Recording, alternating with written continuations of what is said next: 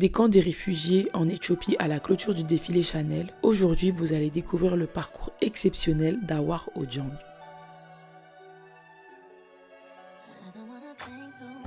Né en 2000 à Pinyundo, dans un camp de réfugiés en Éthiopie, sa famille a fui la guerre au Soudan du Sud. C'est en 2002, à l'âge de 2 ans, que la petite Awar et sa famille arrivent au Canada en tant que réfugiés.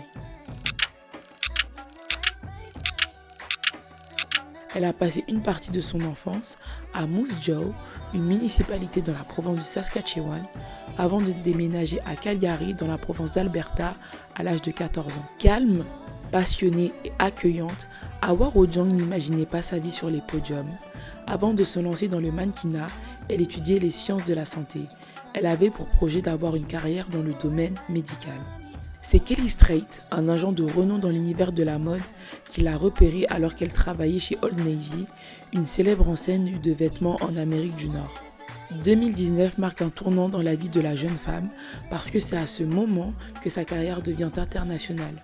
L'un des premiers défilés qu'elle a fait, c'était à Milan, en Italie, et ensuite, ce sont Luc et Lucy Meyer, le duo à la tête de la maison allemande Jil Sander, qui font appel à elle en 2020 pour leur collection automne-hiver. Elle défile pour les plus grandes marques du milieu, telles que Prada, Hermès ou encore Schiaparelli.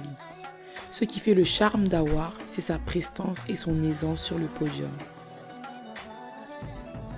Son nombre d'apparitions n'a cessé de grimper sur les podiums.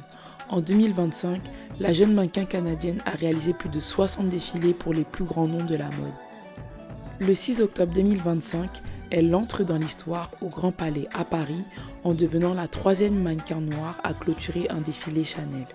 Cet événement historique s'est déroulé devant des centaines d'invités de prestige tels que Nicole Kidman, Margot Robbie, Aya Nakamura, Penélope Cruz ou encore Vanessa Paradis. Le parcours d'Awar Ojang rappelle que les chemins ne sont jamais linéaires et que malgré les contraintes auxquelles certaines sont confrontées, sa trajectoire ouvre aujourd'hui un espace de projection et de rêve pour de nombreuses femmes et petites filles noires.